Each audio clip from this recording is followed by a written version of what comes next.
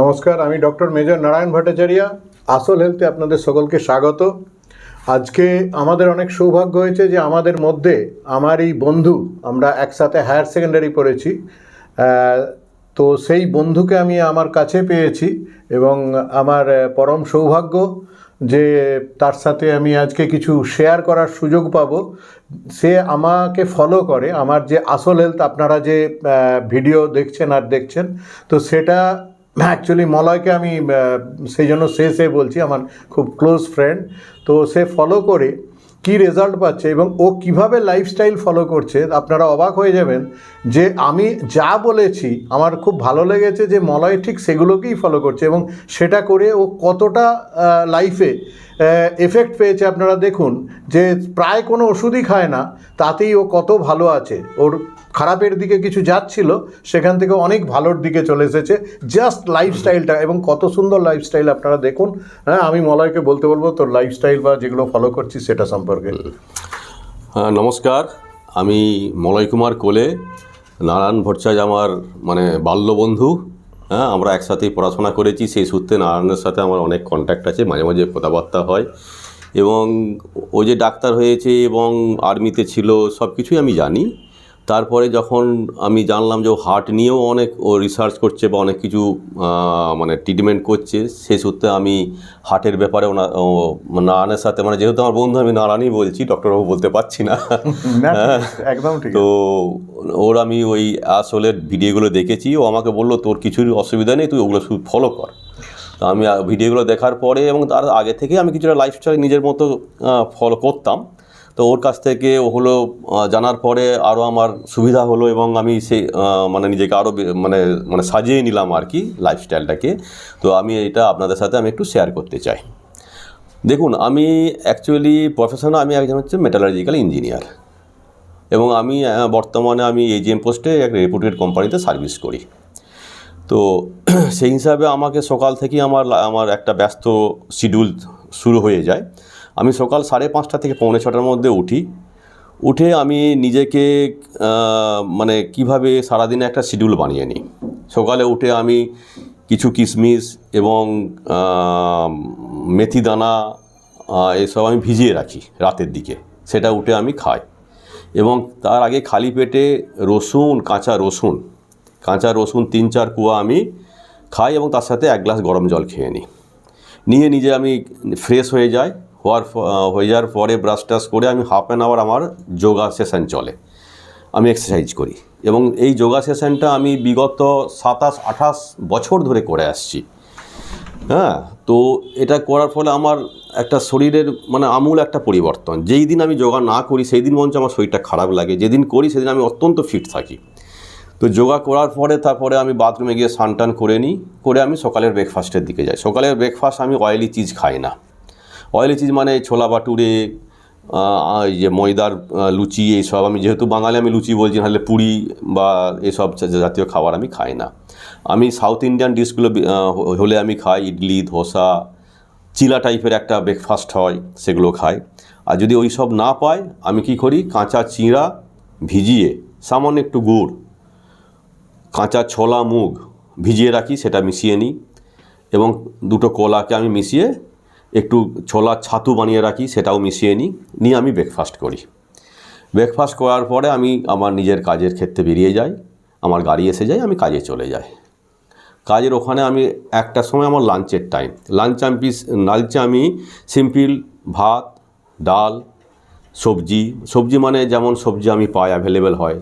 শাক আমার একটা থাকে আমার মেনুতে, হ্যাঁ, আর একটা কোনো হয়তো ভেন্ডির সবজি, কফি, হেন তেন যেগুলো নর্মাল সবজি আমি খাই।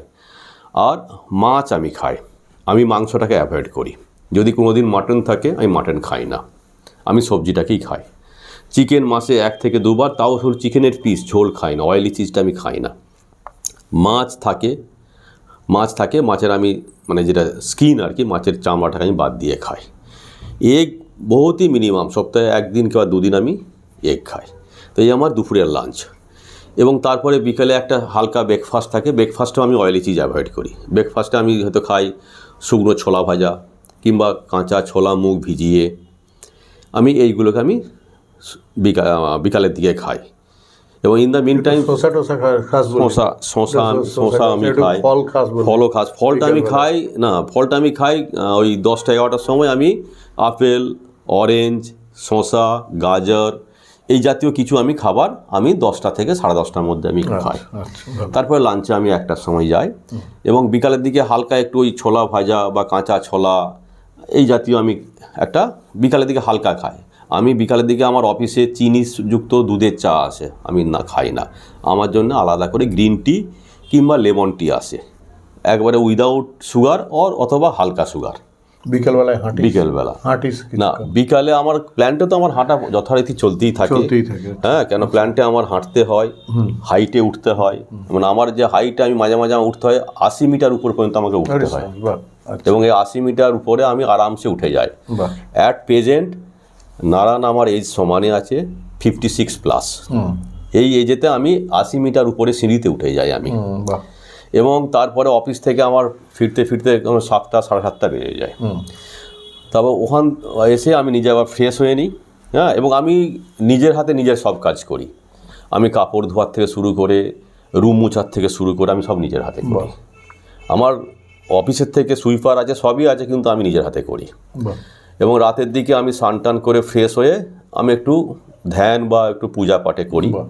হ্যাঁ, মানে তুই মোটামুটি ডায়েট একদম ফার্স্ট ক্লাস ফলো করছিস, এক্সারসাইজ তোর মোটামুটি যোগার থেকে শুরু করে ওই বললি 80 মিটার ওটা পর্যন্ত এটাও ভালো চলে, ঠিক আছে। প্রত্যেকদিন প্ল্যান্টে ঘুরছিস আর করছিস, তার মানে ডায়েট, এক্সারসাইজ, মেডিটেশন, যোগা পুরোটাই মোটামুটি ফলো করছিস, এবং ওষুধ প্রায় খাস না।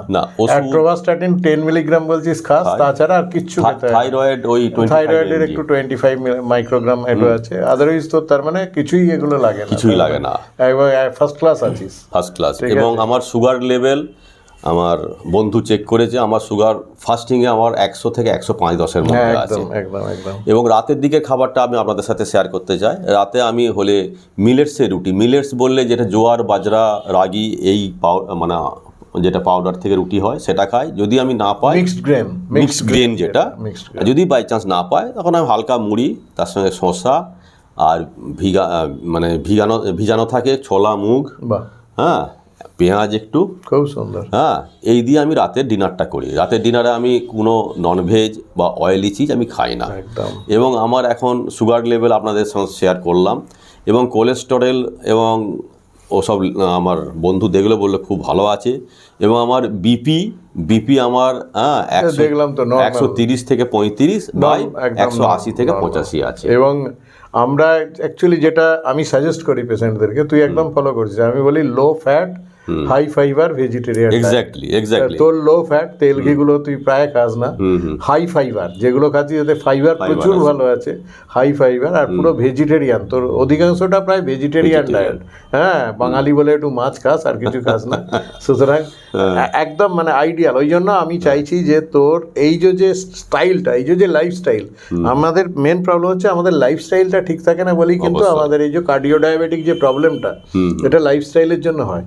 আমি এই জন্য তোর থেকে একটা মেসেজ পেশেন্টদেরকে, আমার পেশেন্টদেরকে বা যারা দেখবেন আমাদের ভিডিও, আসল হেলথ অনেকেই দেখছেন, ঠিক আছে। আমরা 1 বছরে প্রায় 3000 আমার সাবস্ক্রাইবার, 30,000 ভিউ হয়েছে প্রায়, তো সেটা দেখছে সবাই, তো উপকৃত হচ্ছে, অনেকে ফিডব্যাক দেয়। তো আমি ওই জন্য তোর থেকে ওই মেসেজটা দেওয়াতে চাইলাম। আমি এই আসলের যে নারায়ণের যে ভিডিওগুলো আছে তার থেকে দুটো জিনিস শেয়ার করছি। নারায়ণ আমাকে আসলে বলেছি যে 2 টিস্পুন অয়েল, হ্যাঁ, সারাদিনে, এবং 5 গ্রাম থেকে 6 গ্রাম সল্ট। আমি ওটা স্ট্রিক্টলি ফলো করি। আমি কাঁচা নুন কোনোদিনই খাই না, মোটেই নিই না। আর অয়েলি চিজ আমি অ্যাভয়েড করছি।